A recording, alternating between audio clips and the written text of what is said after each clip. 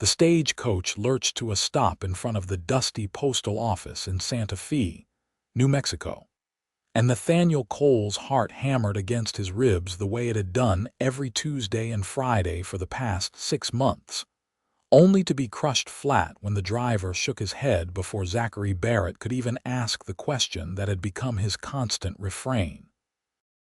It was September 1882, and the late afternoon sun cast long shadows across the rutted Main Street, while Zachary stood there with his hat clutched between work-roughened hands, watching the passengers disembark with the same desperate hope that had kept him going through 182 days of waiting. Zachary had sent the money for Nora Chambers' passage back in March, along with a letter that had taken him 3 evenings to compose by lamplight in his small ranch house 15 miles outside of town. He had poured his heart into those careful words, describing the life he could offer her, the modest cattle operation he had built from nothing, and the loneliness that had finally driven him to answer the advertisement in the Boston newspaper his brother had sent him. Nora had written back with elegant penmanship that spoke of education and refinement, telling him she would arrive by June at the latest, that she was ready to leave behind a life of servitude in a wealthy household where she worked as a governess, that she dreamed of wide open spaces and a home of her own. June had come and gone, then July, blazing hot and merciless. August had dragged by like a wounded animal. Now September had arrived with cooler nights and the first hints of autumn color in the cottonwoods along the river, and still there was no sign of Nora Chambers. "Sorry, Zach," the stagecoach driver said, not unkindly. Tom Reynolds had been making this run for 12 years and had seen plenty of hopeful men waiting for mail-order brides who never arrived. "Maybe next time." Zachary nodded, his throat too tight for words.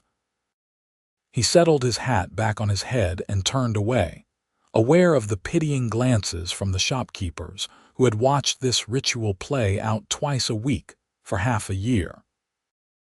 At 26 years old, he had built a decent life for himself through backbreaking work and careful planning, but none of it meant anything without someone to share it with.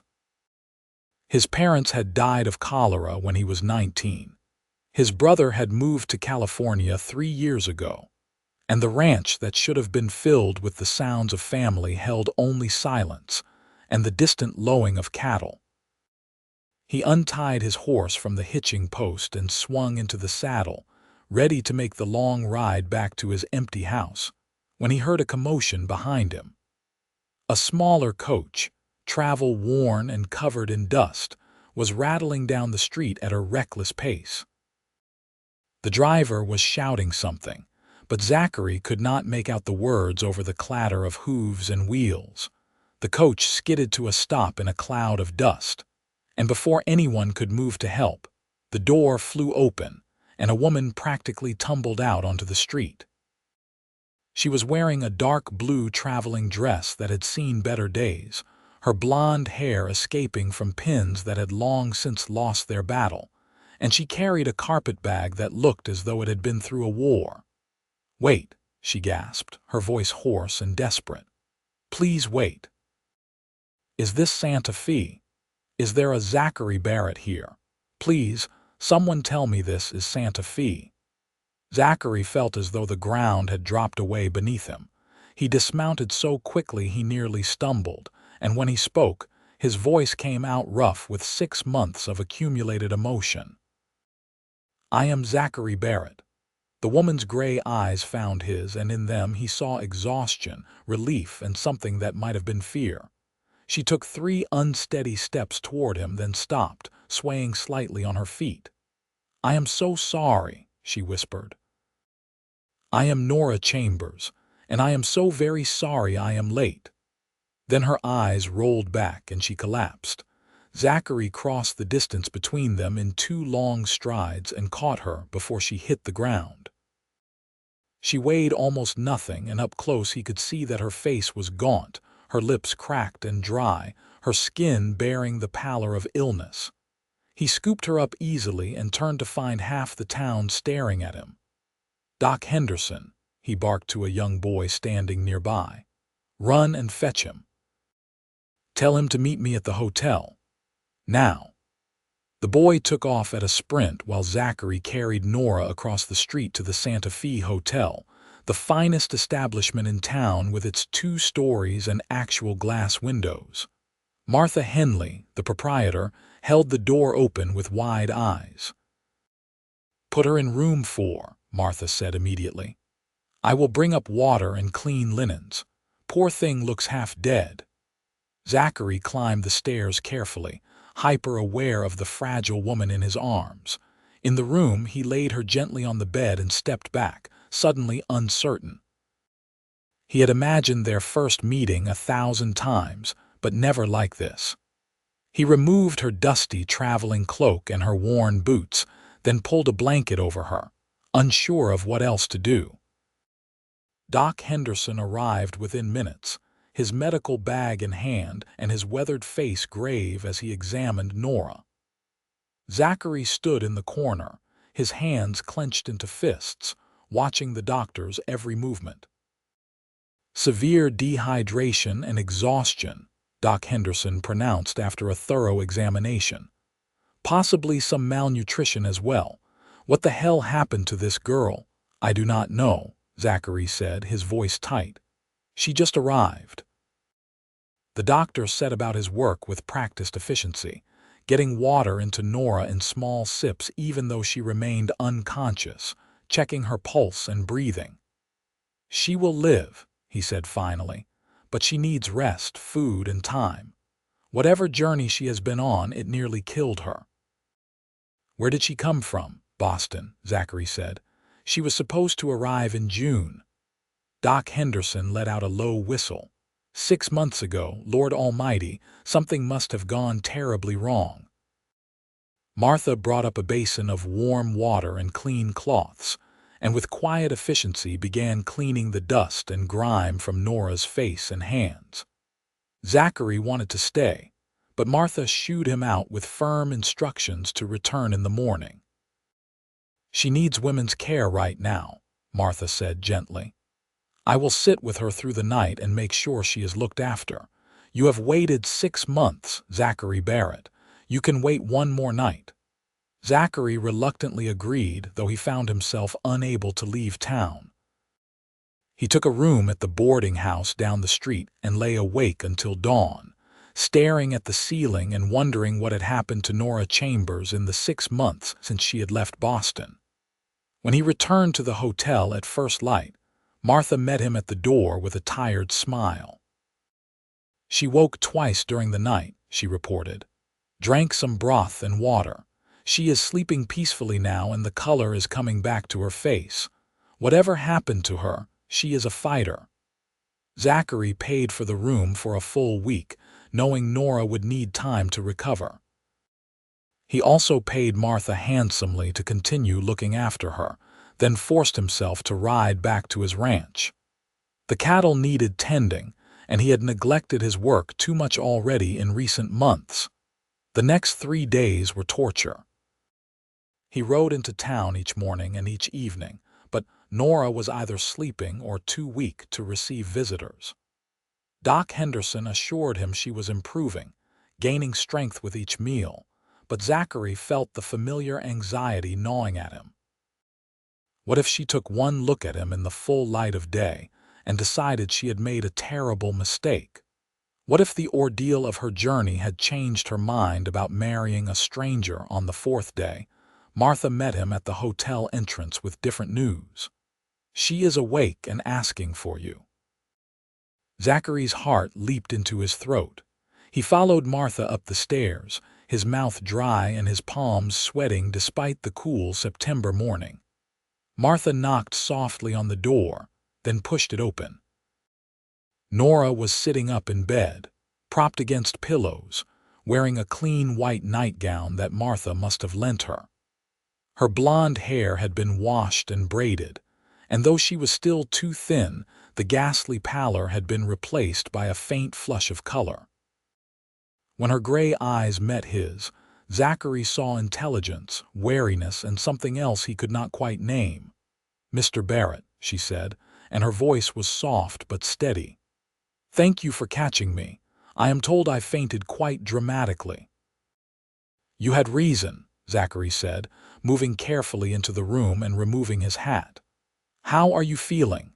"Much better, thanks to the kindness of you and Mrs. Henley and the doctor." She folded her hands in her lap, and Zachary noticed they were trembling slightly. "I owe you an explanation." "You owe me nothing," he said quickly. "What matters is that you are here and you are safe. Nevertheless, you have been waiting and I was unconscionably late." She took a deep breath, and Zachary saw her gathering her courage. "When I left Boston in March, I had your money for the train passage west. I was to take the railroad to Kansas City, then travel by stage to Santa Fe. Everything went according to plan until I reached Kansas City in late March." She paused, her fingers twisting in the blanket. Zachary pulled a chair close to the bed and sat, giving her time. "There was a man at the station," she continued, her voice dropping. "He said he was a travel agent, that he could get me a better rate on the stage passage if I would just come to his office to fill out some paperwork. I was trying to be frugal, to save some of the money you had sent for supplies I would need when I arrived, so I went with him." Zachary felt ice forming in his stomach. It was not an office. It was a warehouse. There were other women there and men with guns. "They took everything I had, including your money and all my papers. They said they were taking us to work in mining camps in Colorado, that we would work off our passage." Her voice cracked slightly, but she kept going. "We were held in terrible conditions. Some of the women were taken away at night. I knew if I stayed, something awful would happen." "How did you escape?" Zachary asked, his voice hoarse. "There was a fire. I do not know how it started, but in the chaos I ran. I had nothing but the dress I was wearing. I walked for 2 days before a family traveling west in a wagon found me. They were good people, heading to Homestead in Colorado. They took me with them, fed me, let me travel with them, but their destination was Fort Collins, not Santa Fe." She met his eyes directly. "I worked for them for 3 months, earning money for passage south. They treated me fairly, but I was desperate to get here, to explain what had happened, to see if you were still waiting. When I had enough money saved, I left Fort Collins and made my way to Denver, then took stages south through Colorado and into New Mexico. But the journey was hard and money ran short. I worked in Trinidad for 6 weeks washing dishes to earn more fare, then in Las Vegas for another month. Each time I thought I had enough to make it here, something would go wrong. A stage would be delayed, or the fare would be higher than expected, or I would get sick and lose my job." Tears were sliding down her face now, though her voice remained steady. "I never stopped trying to get here. Every single day, I thought about how you must be wondering where I was, thinking I had abandoned you or played you for a fool. But I had no way to send word. No money for postage, and even if I had, I was moving constantly, working whenever I could. I just kept pushing south, getting closer bit by bit. When I finally got on that last stage 3 days ago in Albuquerque, I had not eaten in 2 days because I spent my last coins on the fare. All I could think was that I had to make it here, had to explain, had to let you know I had not forgotten." She looked at him with red-rimmed eyes. "I would understand completely if you want nothing to do with me now. I have brought nothing but trouble and delay. You have every right to send me away." Zachary sat in silence for a long moment, processing everything she had told him.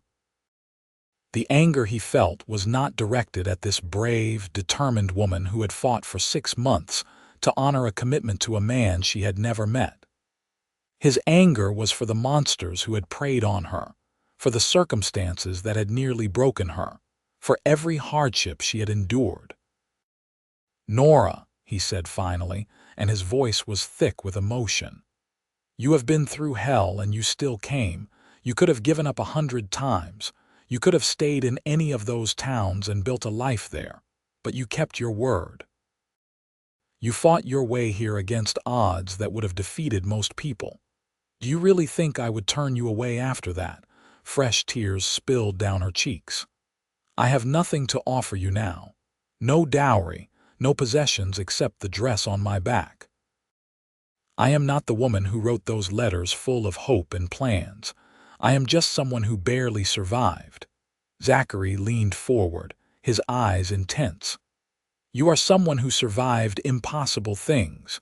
You are someone who keeps her word no matter the cost. You are someone stronger than you have any idea. That is who you are, Nora Chambers. And if you are still willing, I would be honored if you would still consider becoming my wife." She stared at him in disbelief. "You still want to marry me, after everything?" "I have waited every single day for 6 months," Zachary said simply. "Not because I had nothing better to do, but because something in your letters made me believe you were worth waiting for. I was right. You are worth 10 times the wait." Nora covered her face with her hands and wept, her thin shoulders shaking. Zachary wanted to comfort her but was unsure if touch would be welcome after what she had been through. Instead, he sat quietly, letting her release 6 months of terror and hardship and desperate hope. When she finally looked up, her eyes were puffy, but there was something lighter in her expression, as though a crushing weight had been lifted. "I need time," she said softly, "to recover my strength, to feel human again, to get to know you as more than words on paper. Would that be acceptable?" "Take all the time you need," Zachary said. "There is no rush. I have kept a house ready for 6 months. It can stay ready as long as necessary." Over the next 2 weeks, Zachary visited Nora daily, sometimes twice a day when his ranch work allowed. At first, their conversations were tentative, carefully polite, two strangers trying to bridge the gap between the people they had been in letters and the reality of who they were face to face. But gradually, something real began to develop between them. Zachary told her about his ranch, about the dreams he had for expanding his herd, about the house he had built with his own hands after his parents died. He told her about the loneliness of the past 7 years, working sunup to sundown with only cattle and his horse for company. He spoke of his brother in California, of childhood memories, of the love his parents had shared that had made him want the same thing for himself. Nora, in turn, told him about growing up in an orphanage in Boston, about being trained as a governess and placed with a wealthy family when she was 16. She spoke of caring for 3 children who were not her own, of always being neither servant nor family, existing in an uncomfortable space between worlds. She told him how she had dreamed of having her own home, her own children, a place where she truly belonged. That was why she had answered his advertisement, why she had been willing to risk everything to travel west and marry a stranger. "I wanted to matter to someone," she said one afternoon as they sat in the hotel parlor, the proper place for an unmarried couple to visit. "In that house in Boston, I was necessary but not valued. The children loved me, but I would be replaced the moment they no longer needed a governess. I wanted a life where my presence made a real difference." "Your presence makes a difference to me," Zachary said, and meant it. The more time he spent with Nora, the more he saw the remarkable woman beneath the trauma she had endured. She was intelligent and well-read, with opinions on everything from politics to literature. She had a dry sense of humor that caught him off guard and made him laugh. She was curious about everything, asking him dozens of questions about ranching, about the land, about life in New Mexico. By the end of the 2nd week, Nora was strong enough to take short walks around town. Zachary offered his arm, and she took it without hesitation, a small gesture that felt monumentally important. They walked slowly through Santa Fe's winding streets, Nora marveling at the adobe buildings so different from Boston's brick and stone, at the brilliant blue sky that stretched endlessly overhead, at the distant mountains purple against the horizon. "It is beautiful," she said, wonder in her voice. "All those months traveling, I was so focused on surviving that I barely noticed where I was. But this is beautiful." "Would you like to see the ranch?" Zachary asked, his heart pounding. "Not to stay," he added quickly. "Just to visit, so you can see where you would be living if you still want to go through with our arrangement." Nora looked up at him, and for the first time he saw genuine warmth in her gray eyes. "I would like that very much." They rode out the next morning in a borrowed buggy, Martha Henley having insisted that Nora was not yet strong enough for horseback riding. The 15-mile journey took them through landscape that seemed to captivate Nora completely. She exclaimed over everything. The way the morning light painted the red rock formations, the sight of pronghorn antelope bounding across the grassland, the twisted beauty of juniper trees clinging to rocky hillsides. When they crested the final rise and Zachary's ranch came into view, he watched her face carefully, trying to gauge her reaction. It was not much, he knew. A simple house built of local timber and stone, a barn, several corrals, and a windmill he had installed last year. But he had built it all himself, and he was proud of it. "That is your house?" Nora asked softly. "Our house," Zachary corrected, then flushed. "I mean, if you decide that is what I hope it could be." Nora was quiet as they drove down to the ranch, but when Zachary helped her from the buggy, she turned in a slow circle, taking everything in. "Show me," she said simply. Zachary gave her a tour, aware of how small and plain everything must seem to someone who had worked in a wealthy Boston household. The house had 3 rooms, a main living area with a kitchen, a bedroom, and a small room he had hoped would someday be a nursery. The furniture was simple but well made, most of it built by his own hands during long winter evenings. Everything was scrupulously clean because he had been keeping it ready, hoping against hope that Nora would eventually arrive. She moved through the room slowly, running her hand over the table he had sanded smooth, examining the cookstove, looking out the window at the view of distant mountains. When she turned back to him, her eyes were bright with unshed tears. "You built all of this yourself?" "Most of it," Zachary admitted. "My father taught me carpentry before he died. It is not fancy, but it is solid." "It is wonderful," Nora said, her voice trembling. "Do you know what I see when I look at this place?" Zachary shook his head, unable to speak. "I see a home. Not a grand house where I am just hired help. Not a way station where I am passing through. A real home that someone built with care and hope. I see a place where I could belong."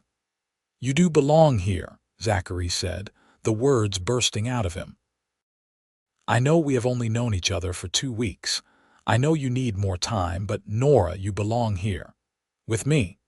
I felt it from your first letter, and I feel it even more strongly now." Nora crossed the room to him, moving with the first real strength and confidence he had seen from her. She took his hands in hers, her gray eyes searching his face. "I need to tell you something, and I need you to hear me truly. I am listening. When I agreed to become your mail-order bride back in Boston, it was a practical decision. I needed a new life, and you were offering one. I thought we might develop affection over time, perhaps even grow to care for each other, but I did not expect to feel anything immediately." She squeezed his hands. "These past 2 weeks, getting to know you, seeing your kindness and patience and the way you look at me like I matter, like I am someone worth waiting for, I have felt something I did not expect. Something real." Zachary's heart was hammering so hard he was sure she could hear it. "What are you saying?" "I am saying that I do not want to wait anymore. I am saying that somewhere in these 2 weeks, I stopped thinking of you as the stranger I was supposed to marry and started thinking of you as the man I want to marry. I am saying that if you will still have me, I would like to become your wife as soon as possible." For a moment, Zachary could not breathe. Then he pulled her into his arms, holding her gently, mindful of how fragile she still was. "Are you sure? You do not have to rush. We can take all the time you need." Nora pulled back just enough to look up at him, and she was smiling, a real smile that transformed her entire face. "I am sure. I have been waiting 6 months to get here, 6 months of hell and hardship. I do not want to wait another day to start the life I came here to build. With you." Zachary cupped her face in his hands and kissed her, gently at first, then with growing passion as she responded, her arms coming up to wrap around his neck. When they finally broke apart, both breathing hard, he rested his forehead against hers. "I will make you happy," he promised. "Whatever it takes, however long it takes, I will make sure you never regret this." "I already know I will not regret it," Nora said softly. "You are a good man, Zachary Barrett. That is rarer than you might think." They were married 3 days later in Santa Fe's small Catholic church, with Martha Henley and Doc Henderson as witnesses. Nora wore a simple dress that Martha had altered to fit her still thin frame, and Zachary wore his best shirt and the string tie he had bought months ago in anticipation of this day. Father Miguel performed the ceremony in both Spanish and English, his lined face gentle as he pronounced them husband and wife. When Zachary kissed his bride, he felt 6 months of waiting, worry, and hope crystallize into something solid and real. This was not the romantic beginning he had imagined, but it was better because it was true. They had both fought to reach this moment, and that made it infinitely more precious. The wedding breakfast at the hotel was a modest affair, but half the town turned out to celebrate with them. These people had watched Zachary wait faithfully every Tuesday and Friday, had seen his hope and disappointment, and now they rejoiced in his happiness. Nora was welcomed warmly, her ordeal having been shared in the way news traveled in small towns, and many of the women pressed small gifts into her hands: embroidered dish towels, jars of preserves, a quilt pieced together by the church ladies. "Thank you," Nora said over and over, her voice thick with emotion. "Thank you so much." When it was time to leave, Zachary lifted his wife into the buggy and climbed up beside her. As they drove out of town toward the ranch, toward their home, Nora leaned against his shoulder, and Zachary felt a contentment he had never known before. The first weeks of marriage were an adjustment for both of them. Zachary was used to living alone, to the silence and solitude of ranch life. Nora was used to the structured routine of a household where her role was clearly defined. Now they had to learn to live together, to share space and decisions, to navigate the intimate reality of being husband and wife. There were awkward moments. Nora did not know how to cook over a wood stove and burned their first 3 dinners before getting the hang of it. Zachary tracked mud across the clean floor she had just scrubbed and got a lecture about removing his boots at the door. They argued about whether chickens should be allowed to free range or kept in a coop. They had to figure out the sleeping arrangements, the bathroom routine, the 100 small details of daily life that no one thinks about until they matter. But there were beautiful moments, too. Zachary taught Nora to ride, and her delighted laughter when she finally stayed in the saddle through a full gallop was worth all the patient hours of instruction. Nora read to him in the evenings from books she had brought from Boston, her cultured voice turning the simple ranch house into a portal to other worlds. They cooked together, worked together, and slowly learned each other's rhythms and preferences. The physical intimacy of marriage came gradually, carefully. Zachary was aware of what Nora had been through, of the trauma she carried. He never pushed, never demanded, always let her set the pace. The first time they truly came together as husband and wife, 3 weeks after their wedding, it was Nora who reached for him in the darkness, her whisper soft but certain. "I am ready," she said. "I trust you." Zachary made love to his wife with reverence and tenderness, determined to replace bad memories with good ones, to show her that intimacy could be something beautiful. When she cried afterward, he held her close and let her tears soak his shoulder, understanding that they were not tears of sorrow but of release, of healing, of finally feeling safe. As September turned to October and the aspens blazed gold in the mountains, Nora bloomed like a flower finally given water and sunlight. She gained weight, her face filling out and her body becoming strong from ranch work. She took over the vegetable garden that Zachary had neglected, coaxing late-season crops from the tired soil. She learned to milk the cow, feed the chickens, and even helped with the lighter ranch work, insisting she wanted to be a true partner, not just a housewife. Zachary fell more in love with her every day. She was nothing like he had imagined from her letters and everything better. She was fierce and funny and stubborn. She sang while she worked, off-key but enthusiastic. She had opinions about everything and was not afraid to argue with him when she thought he was wrong. She transformed his lonely house into a home filled with warmth and laughter and life. One evening in late October, they sat on the porch watching the sun set behind the mountains, and Nora said quietly, "I never thought I could be this happy." Zachary pulled her closer, his arm around her shoulders. "Neither did I." "Do you ever think about what would have happened if I had arrived in June as planned?" she asked. "If none of the bad things had happened, sometimes," Zachary admitted. "But then I think that maybe we needed that time. I needed to prove to myself that I was willing to wait, that this was not just about convenience or loneliness. And maybe you needed to see that I was the kind of man who would wait, who would not give up on you even when any reasonable person would have assumed you were not coming." Nora tilted her head to look up at him. "That is a wise way to see it. Or maybe I am just trying to make sense of 6 months of misery," he said with a smile. She laughed and kissed him. "Either way, we are here now. That is what matters." November brought the first snow, light dustings that melted by afternoon, but signaled the approach of winter. Zachary worked long hours preparing the ranch for the cold months ahead, repairing fences, stocking hay, making sure the cattle had adequate shelter.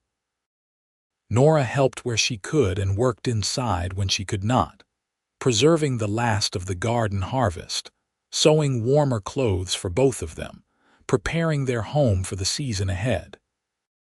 They were working together in the barn one afternoon, Zachary mending tack while Nora organized the tool shed, when they heard horses approaching.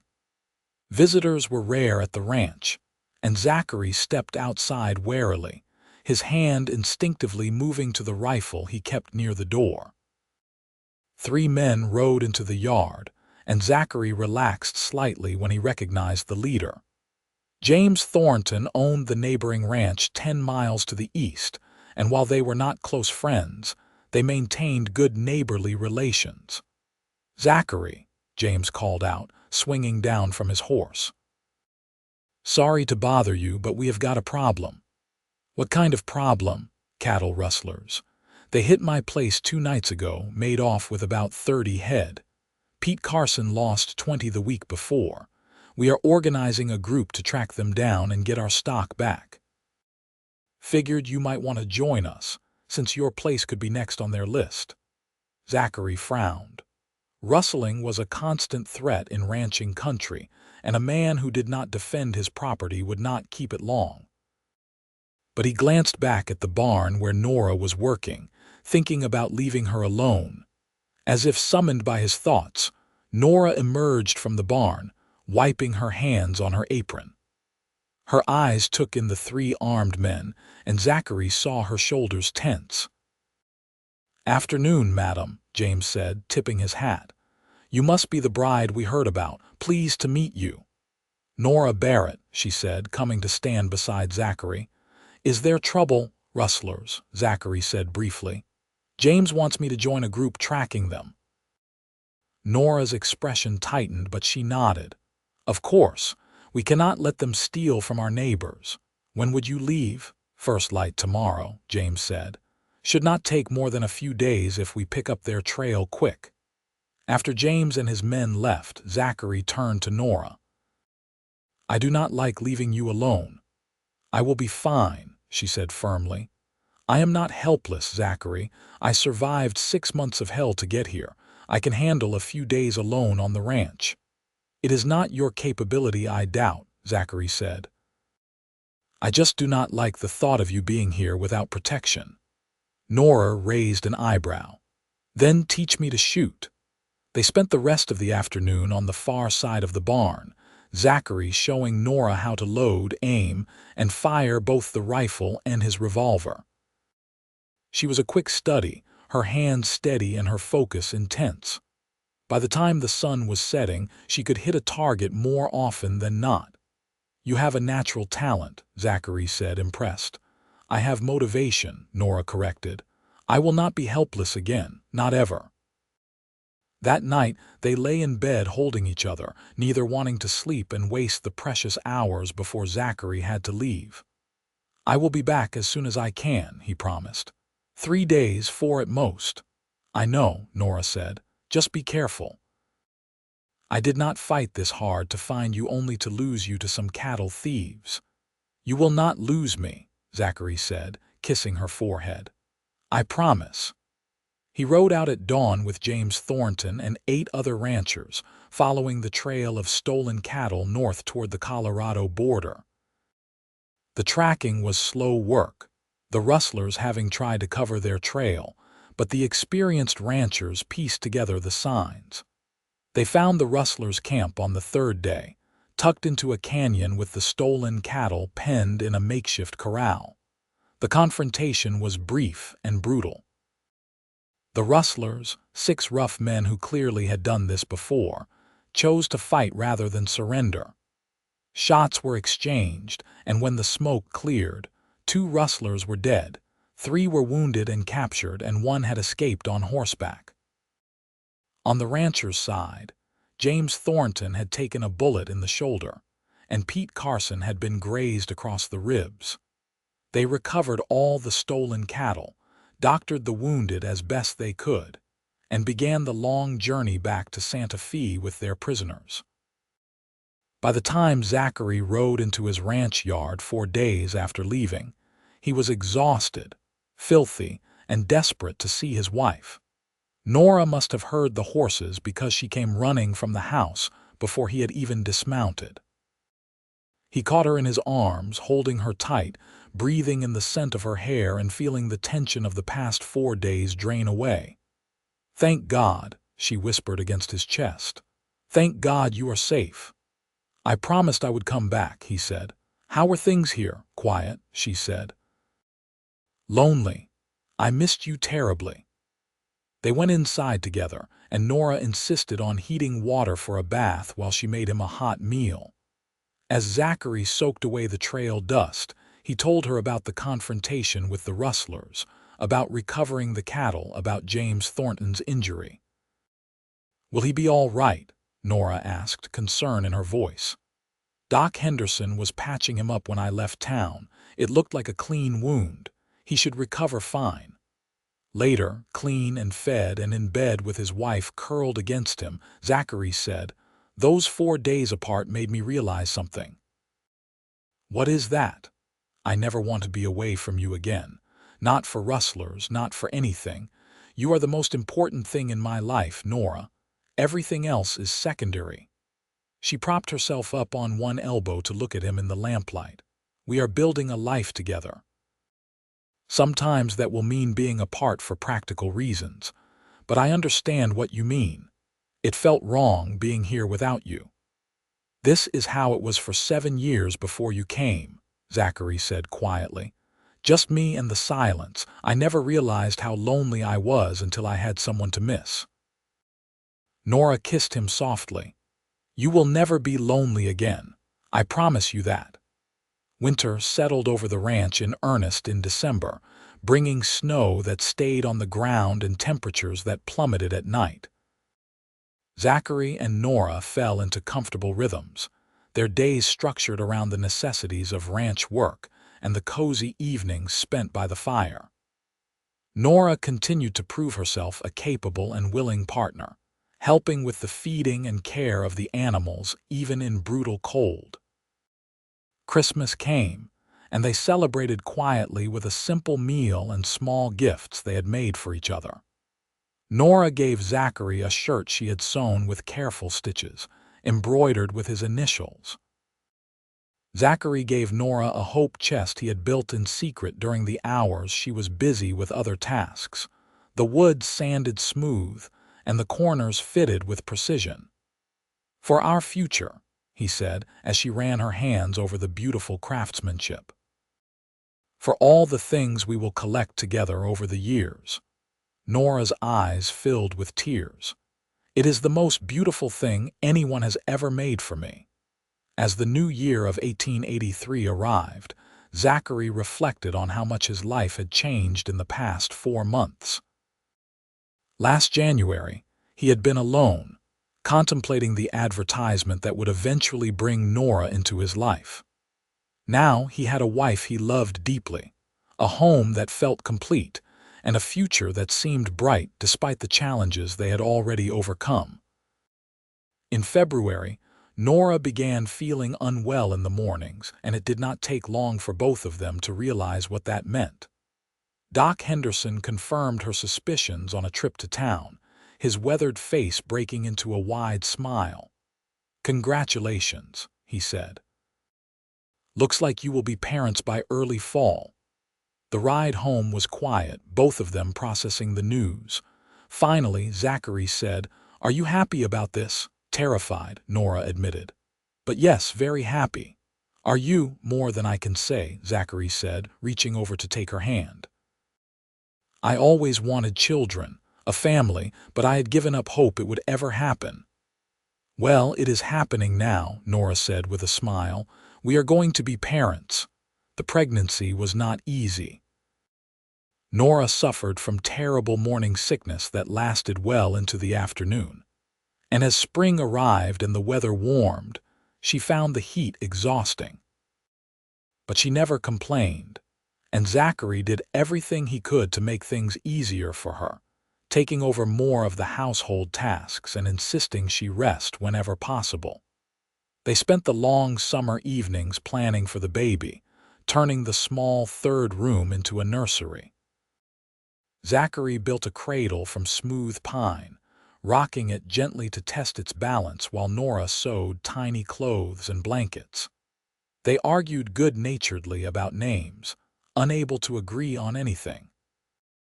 "If it is a boy, I want to name him after your father," Nora said one evening in August, her hand resting on her swollen belly. Zachary looked at her in surprise. "Why? You never knew my father." "Because he raised a good son," Nora said simply. "Because the man you are is a reflection of the parents who loved you. I want our child to carry that legacy." Zachary had to clear his throat before he could speak. "His name was Thomas. Thomas Henry Barrett." "Thomas Barrett," Nora said, trying it out. "I like that. And if it is a girl?" "Sarah," Zachary said. "After your mother." Nora's eyes widened. "I never told you my mother's name. You mentioned it once in one of your letters. You said you barely remembered her except for her name and that she used to sing to you." Tears spilled down Nora's cheeks. "You remembered that?" "I remember everything you have ever told me," Zachary said, pulling her carefully into his arms. "Every word in every letter, every conversation we have had. It is all precious to me." The baby arrived on a warm September evening, almost exactly a year after Nora had stumbled off that stagecoach into Zachary's life. Martha Henley came out to the ranch to help with the birth, along with Doc Henderson. And after 8 hours of labor that left Zachary pacing the yard because he could not bear to hear Nora's cries, a healthy baby boy entered the world. "You have a son," Martha said, emerging from the bedroom with a tired smile. "And your wife is asking for you." Zachary hurried inside to find Nora propped up in bed, exhausted but radiant, holding a tiny bundle wrapped in one of the blankets she had made. She looked up at him with such love and pride that Zachary felt his throat close with emotion. "Come meet Thomas," she said softly.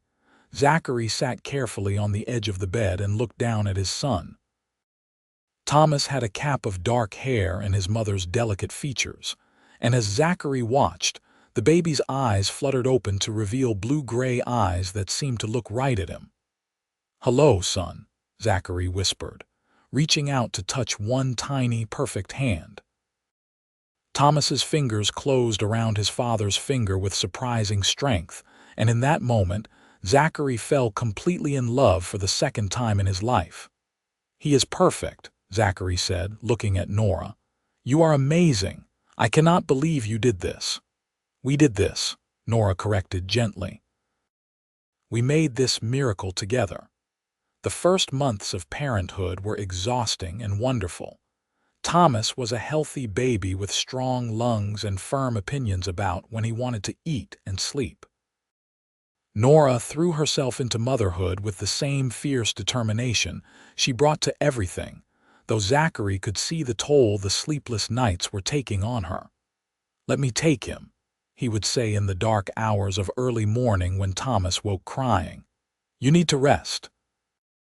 "I need to feed him," Nora would counter, but she would lean against Zachary while she nursed their son, drawing strength from his presence. They learned together, making mistakes and celebrating small victories. Thomas's first smile, his first laugh, the way he would track them with his eyes as they moved around the room, all these moments felt miraculous. As fall turned to winter, and Thomas grew from an infant into a sturdy baby, Zachary reflected on the past year with wonder. They had survived challenges he never could have anticipated, and their love had grown deeper through it all.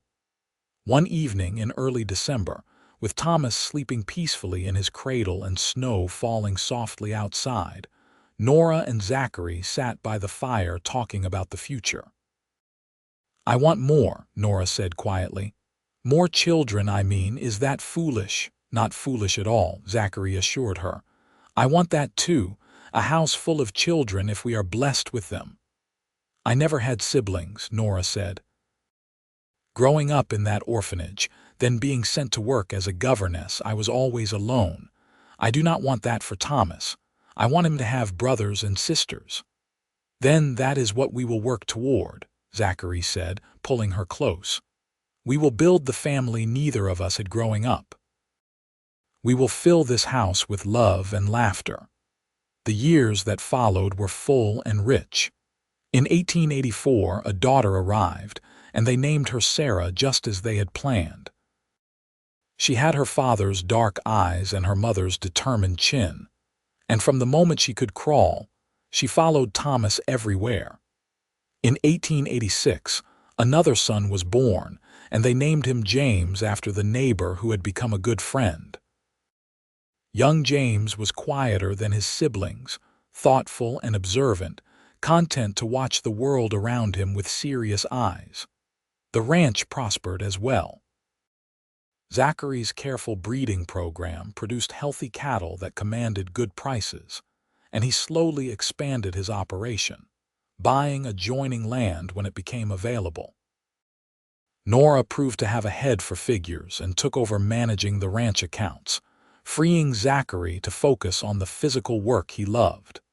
They built an addition onto the house to accommodate their growing family, adding 2 more bedrooms and expanding the kitchen.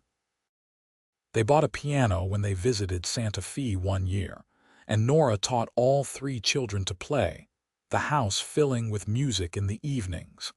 Life was not without challenges. In 1887, a late spring blizzard killed several head of cattle and destroyed part of the barn. They rebuilt, working side by side in the mud and cold. In 1888, Thomas broke his arm falling from a horse, giving them all a scare but teaching him to be more careful. In 1889, drought threatened the ranch along with everyone else in the region, and they had to dig deeper wells and carefully manage every precious drop of water. But through it all, their love sustained them.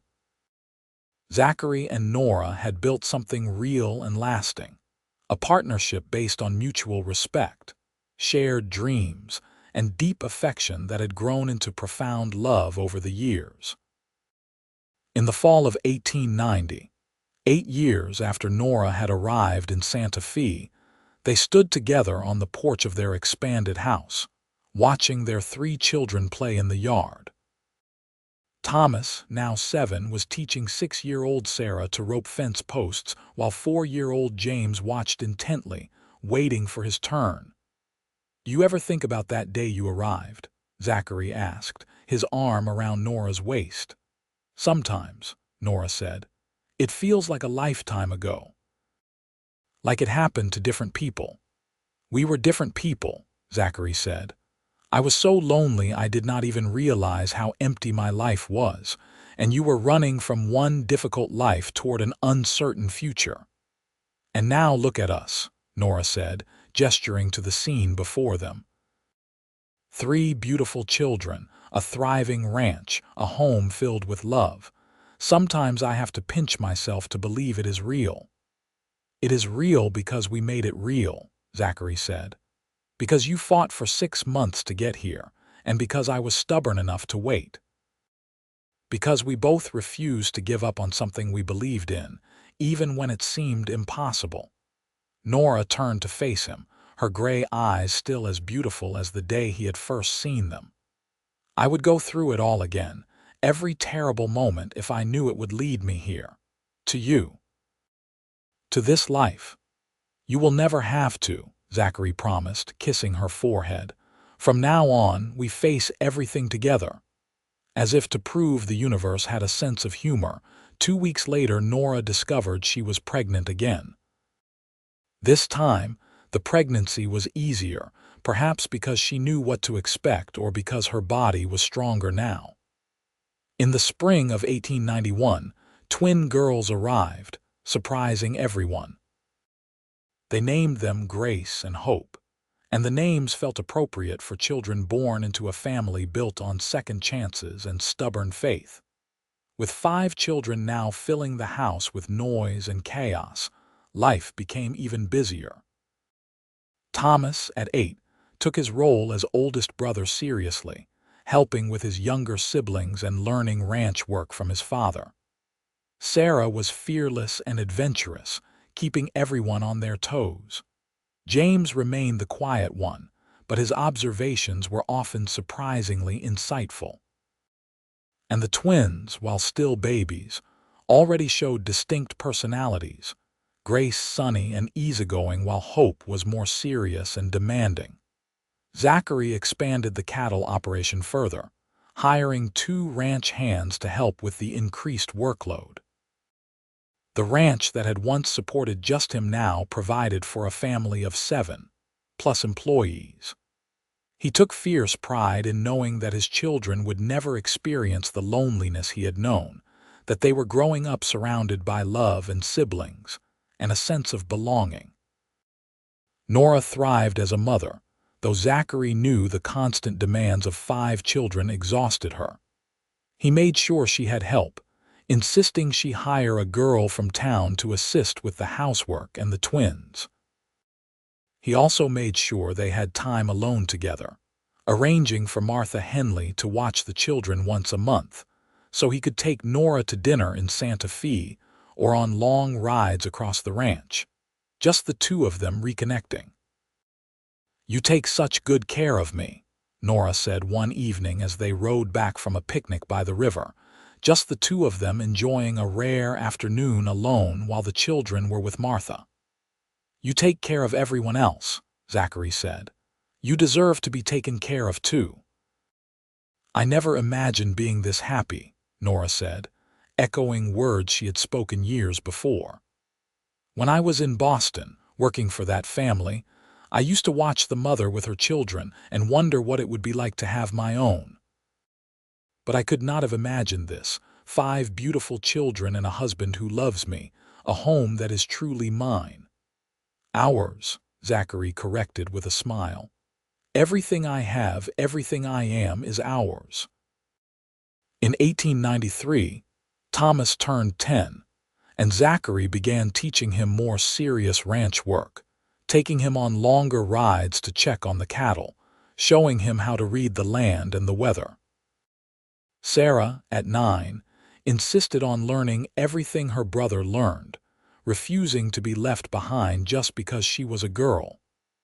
Zachary taught them both with equal patience, proud of their determination and intelligence. James, at 7, showed more interest in books than ranching, and Nora spent hours reading with him, nurturing his curious mind. The twins, now toddlers, were into everything, requiring constant supervision and providing constant entertainment. The ranch continued to prosper. Zachary's reputation for quality cattle spread throughout the territory, and buyers came from as far as Denver and Kansas City. He invested the profits back into the ranch, buying more land, improving the breeding stock, and ensuring his family's future was secure. In 1894, New Mexico was still a territory, not yet a state, and the wild days of the Old West were fading into memory. Railroads connected the major towns, telegraphs brought news from the wider world, and civilization was slowly taming the frontier. But on the Barrett Ranch, the values of hard work, family loyalty, and keeping one's word remained paramount. Zachary and Nora marked their 12th wedding anniversary in September 1894, and Zachary arranged a special surprise. He had hired extra help to watch the children and reserved a suite at the finest hotel in Santa Fe for 2 full days. Nora protested at first, worried about leaving the children, but Zachary insisted. "We have spent 12 years building this family," he said. "We deserve 2 days to remember why we started." The time alone was like a second honeymoon. They walked through Santa Fe's streets hand in hand like young courting couples, ate long leisurely meals, and stayed up late talking about everything and nothing. They made love with the freedom of knowing they would not be interrupted by a crying baby or an early rising child. "Thank you for this," Nora said on their last evening at the hotel, curled against Zachary's side in the big, comfortable bed. "For remembering that we are not just parents and ranchers, but also husband and wife." "I could never forget that," Zachary said, playing with her hair, still golden though now streaked with a few silver threads. "You are the center of everything, Nora. The reason I get up in the morning, the reason I work so hard. Everything I do is for you and our family." "And I love you more now than I did 12 years ago," Nora said. "More than I did even a year ago. My love for you just keeps growing." They returned to the ranch, refreshed and reconnected, ready to dive back into the beautiful chaos of family life. The children had been well cared for but were thrilled to have their parents home, all 5 of them competing for attention and telling stories about what had happened while they were gone. As 1894 turned to 1895, Zachary was 40 years old and Nora was 37. They had been married for 13 years, and those years had left their marks. Zachary's dark hair was graying at the temples, and his hands bore the calluses and scars of decades of ranch work. Nora's face showed laugh lines around her eyes and mouth, and her body had changed with 5 pregnancies.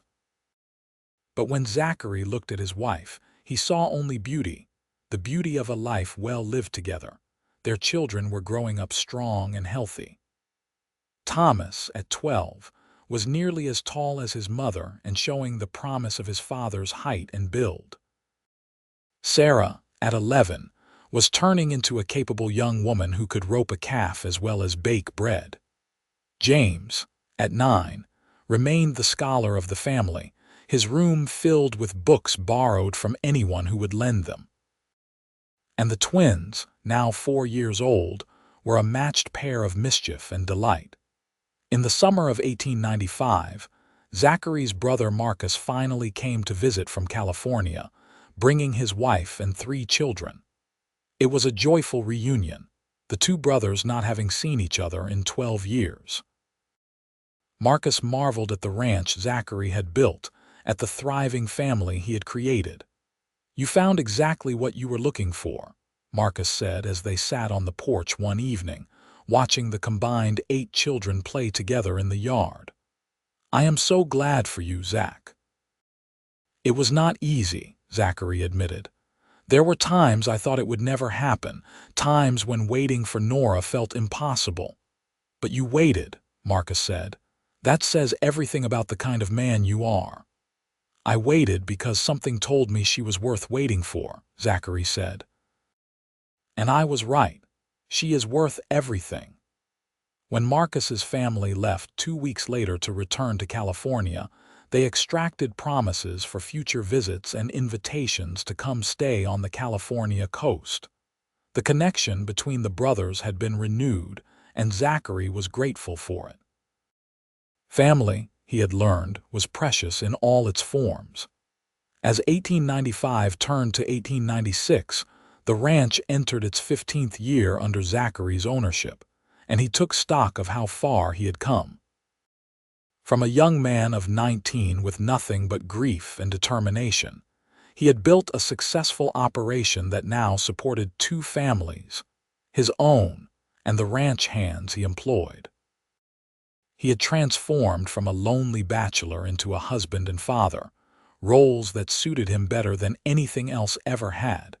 But more than the material success, Zachary treasured what he had built with Nora. Theirs was not a storybook romance that had come easily. It was a love forged in hardship and waiting, tested by time and challenges, and proven genuine through countless small moments of partnership and care. They had built their life together brick by brick, day by day, choice by choice. In the spring of 1896, tragedy struck when a ranch hand was killed in an accident, thrown from a horse and breaking his neck. Zachary and Nora attended the funeral in Santa Fe, standing with the young man's widow and children, and afterward, Zachary made sure the family was provided for, setting aside funds to help them until the widow could find new work. "You did not have to do that," Nora said as they rode home. "Yes, I did," Zachary said simply. "He was working for me when he died. His family deserves better than to be left with nothing." It was gestures like these that made Nora love her husband even more. He was not just a good man in the abstract, but in the specific, everyday choices that defined character. He kept his word, treated people fairly, and looked after those who depended on him. These were the values they were teaching their children, not through lectures but through example. As their children grew older, Zachary and Nora made sure they understood the story of how their parents had met, how Nora had fought for 6 months to reach Santa Fe, how Zachary had waited faithfully every Tuesday and Friday. They wanted their children to understand that love sometimes required patience and perseverance, that the things worth having were worth fighting for. "So Mama almost did not make it?" Sarah asked one evening when the story was being retold. "But she did make it," Zachary said, pulling Nora close. "That is what matters. She never gave up and neither did I." "Because you loved each other?" Thomas asked. "We did not even know each other yet," Nora said. "We loved the idea of each other, the hope of what we could build together." The real love came after, from working together and choosing each other every day. It was a lesson their children took to heart, understanding that love was both a feeling and a choice, both a gift and a responsibility. In 1897, Thomas turned 14 and began talking about his future. He wanted to be a rancher like his father, to eventually take over the family operation or start his own spread nearby. Zachary was pleased, but made sure Thomas understood the work and sacrifice involved. "Ranching is not romantic," Zachary told his son as they worked together mending fence one hot afternoon. "It is hard, dirty, often frustrating work. But if you love the land and the animals, if you love the freedom and independence, then it is the best life there is." "I love it," Thomas said with certainty. "I cannot imagine doing anything else." Sarah, at 13, was less certain about her future.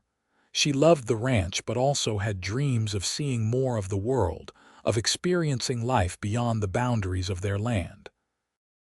Nora encouraged these dreams while also teaching her practical skills, knowing that a woman needed to be able to support herself in any circumstance.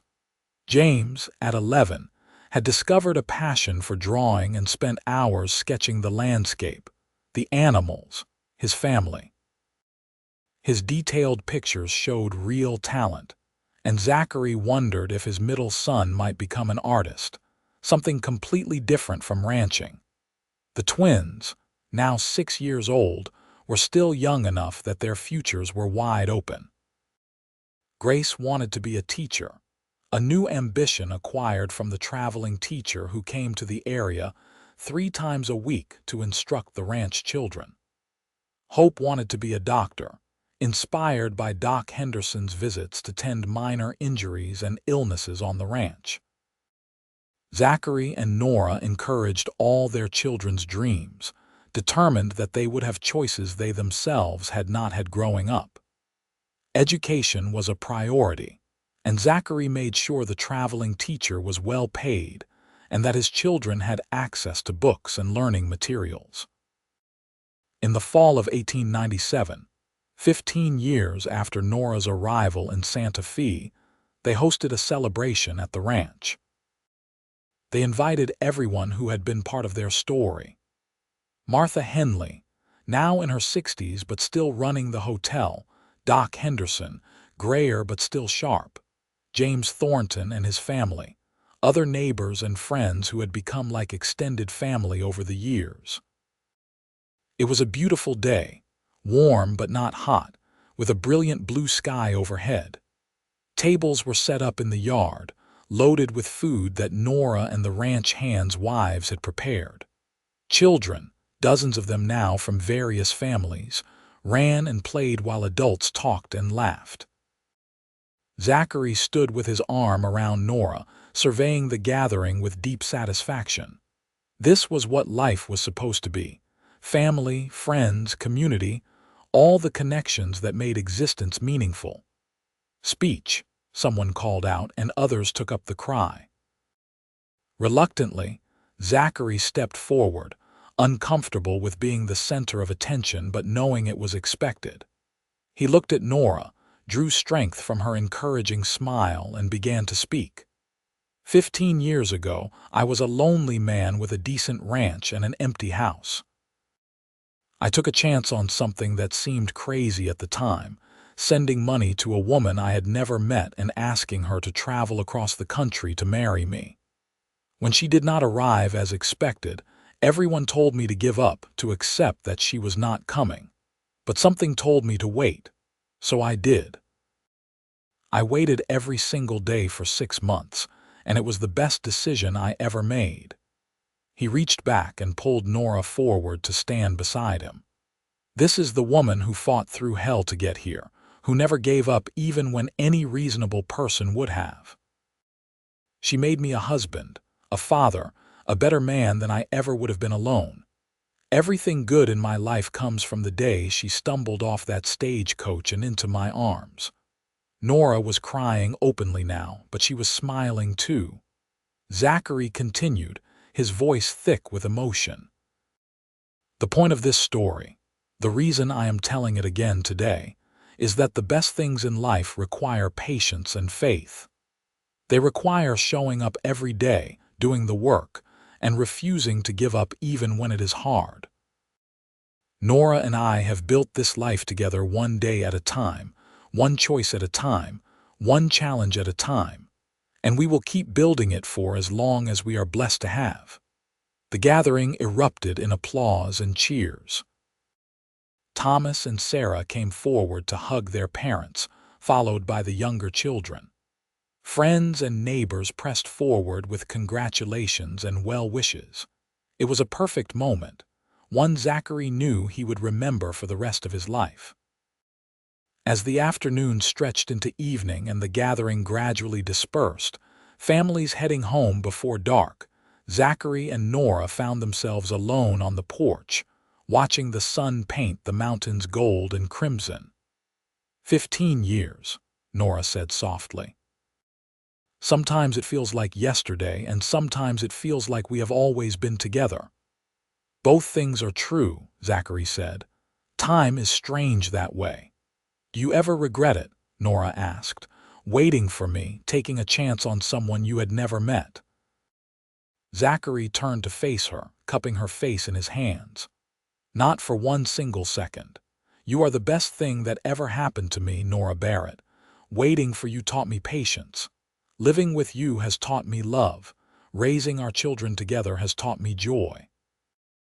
I would wait 6 months again, 6 years, whatever it took. You will not have to, Nora said, echoing words he had spoken to her years before. I am here and I am not going anywhere. We are together for the rest of our lives. They stood there as the sun sank below the horizon, and the first stars appeared in the darkening sky. Two people who had found each other against long odds and built something lasting. Behind them, the house they had expanded room by room stood solid and welcoming. Inside, their children were settling for the evening, the sounds of their voices a comforting backdrop. Around them, the ranch stretched away in all directions, land they had worked and improved and made productive through years of effort. It was not perfect. There would be more challenges ahead. Children to raise through adolescence and into adulthood, ranch operations to manage through good years and bad, the inevitable hardships that life brought to everyone. But they would face it all together, partners in the truest sense of the word. As the years continued to pass, Zachary and Nora aged gracefully together. They celebrated anniversaries and birthdays, watched their children grow and begin to forge their own paths. Thomas eventually took over much of the day-to-day ranch operations, learning everything his father could teach him. Sarah, true to her restless spirit, married a merchant from Santa Fe and moved to town, though she visited the ranch frequently. James went away to study art in Denver, returning home with a wife and a determination to capture the beauty of New Mexico in his paintings. Grace became a teacher as she had dreamed, working in the one-room schoolhouse that served the ranching community. Hope pursued her medical ambitions, eventually training as a nurse since full medical school was difficult for women to access. But she made a real difference in the community with her skills and dedication. Through it all, Zachary and Nora remained the steady center of their expanding family. Grandchildren arrived, filling the ranch with new generations of laughter and life. The house was expanded again to accommodate family gatherings. The ranch continued to prosper under Thomas's capable management, with Zachary stepping back gradually to advisory role as his body reminded him he was no longer young. In 1907, 25 years after Nora's arrival in Santa Fe, they celebrated their silver anniversary with another big gathering. Now in their 50s, Zachary and Nora had weathered more than 2 decades of marriage, emerging with a love that had only deepened with time. Their children, now all adults, organized the celebration, determined to honor the parents who had given them such a strong foundation. 25 years, Marcus said, having traveled from California for the occasion. I remember when you were so lonely you were desperate enough to send for a mail-order bride. Look at you now. Best desperation move I ever made, Zachary said with a laugh. Though Nora might argue she is the one who made the desperate move, agreeing to marry someone she had never met. We were both desperate in our own ways, Nora said, joining the conversation. But we were also both hopeful. That combination of desperation and hope is what brought us together. As the celebration wound down and their children and grandchildren departed, Zachary and Nora once again found themselves on the porch, their favorite spot for reflection. The ranch had changed so much in 25 years, expanded and improved and modernized in countless ways. But the core of it remained the same, a home built on love and hard work. You remember what you said the day I arrived? Nora asked. After I woke up in that hotel room, I said a lot of things, Zachary replied. Which part? You said I had been through hell and still came. That I could have given up 100 times, but I kept my word. You said that was who I was. Nora took his hand. Do you know what I realized later? That was who you were too. You could have given up 100 times during those 6 months, but you kept your word. You showed up every Tuesday and Friday. That is the foundation we built our marriage on, both of us being people who keep their word no matter the cost. I never thought of it that way, Zachary said slowly. But you are right. We are both stubborn, that is for sure. Stubborn enough to wait, Nora said. Stubborn enough to fight for what we believe in. Stubborn enough to build something that lasts. They sat in comfortable silence, watching the sun set over the land they had worked together for 25 years. 5 children raised, grandchildren arriving. A successful ranch. A strong marriage. These were the fruits of their stubborn determination to honor commitments and build something meaningful. In 1912, 30 years after Nora's arrival, New Mexico finally achieved statehood, and the Barretts celebrated along with everyone else in the territory turned state. It felt like the end of an era and the beginning of something new. The wild frontier of Zachary's youth had been tamed, transformed into something more civilized, but, he hoped, retaining the values of independence and self-reliance that had defined it. Thomas, now 40, was fully in charge of the ranch operations, though he still consulted his father on major decisions. He had married and had children of his own, continuing the Barrett legacy on the land. The other children were settled in their own lives, all of them successful in their own ways, all of them carrying forward the values their parents had instilled. As Zachary and Nora entered their 60s, they had the luxury of stepping back from the day-to-day demands of ranch life. They took trips they had never had time for before, visiting Marcus in California, traveling to Denver to see James's art exhibitions, spending time with each of their children and growing collection of grandchildren. But they always returned to the ranch, to the house where they had built their life together. It was home in the deepest sense of the word, not just a physical structure but a repository of memories, a testament to everything they had overcome and achieved together. In the spring of 1917, 35 years after Nora's arrival, Zachary fell seriously ill. Pneumonia struck hard and fast, and for several terrifying weeks, Nora thought she might lose him. She sat by his bedside day and night, refusing to leave, just as he had waited for her all those years ago. "You cannot leave me," she whispered to him during one of his lucid moments. "Not yet, we have more years ahead of us. You promised me we would grow old together." "I am trying," Zachary said weakly. "I am not ready to leave you either." He fought and Nora fought alongside him, and gradually, slowly, he began to recover. By summer he was back on his feet, thinner and weaker but alive. The illness had scared them both, a reminder that their time together, however long and rich it had been, was not infinite. "We need to appreciate every day," Nora said as Zachary regained his strength. "Not just live through them, but really appreciate them." They did just that. Every morning they made a point of watching the sunrise together. Every evening they sat on the porch and talked, really talked about everything and nothing. They held hands more, said "I love you" more often, made sure their children and grandchildren knew how much they were valued. In 1920, as Zachary approached his 64th birthday, and Nora her 62nd, they marked 38 years of marriage. They were great-grandparents now, the family tree they had started branching out in multiple directions. The ranch was in the capable hands of the third generation, with Thomas's oldest son showing the same dedication to the land that his father and grandfather had demonstrated. Sitting on their porch one evening, Zachary said, "I have been thinking about that day you arrived. That moment when you stumbled off the coach and asked if anyone knew Zachary Barrett. I was so scared," Nora admitted. "Scared you would take one look at me, half-starved and filthy from months of traveling, and send me away. I thought you were the most beautiful thing I had ever seen," Zachary said.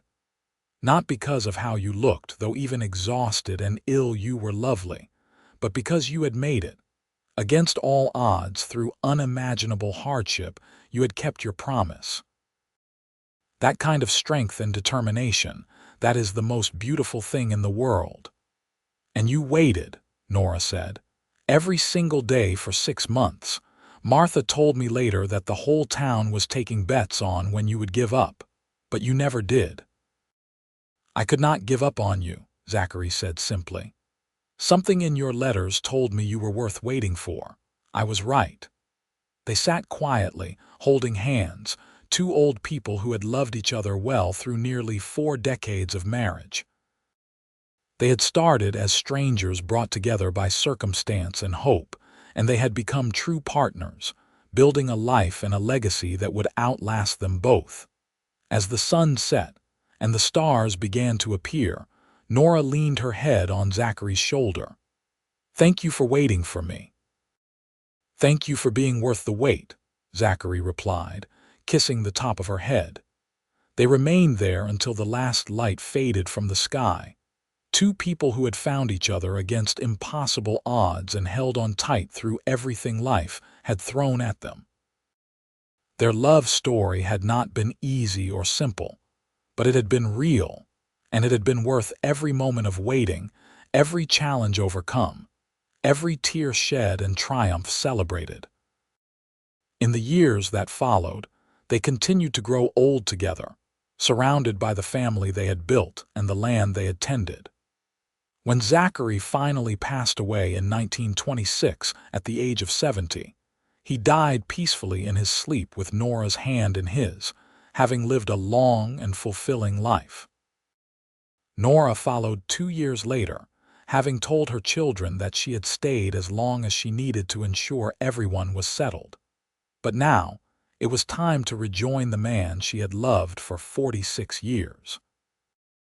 They were buried side by side on a hill overlooking the ranch, their graves marked with simple headstones that told the basic facts of their lives. But the real monument to their love was all around. The thriving ranch, the strong family, the values passed down through generations.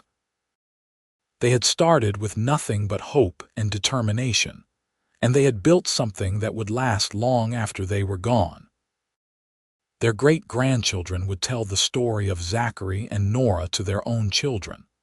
The mail-order bride who arrived 6 months late, and the cowboy who waited every single day, and how their love had created a legacy that spanned generations. It was a reminder that the best things in life were worth waiting for, worth fighting for, worth building with patience and faith and stubborn determination.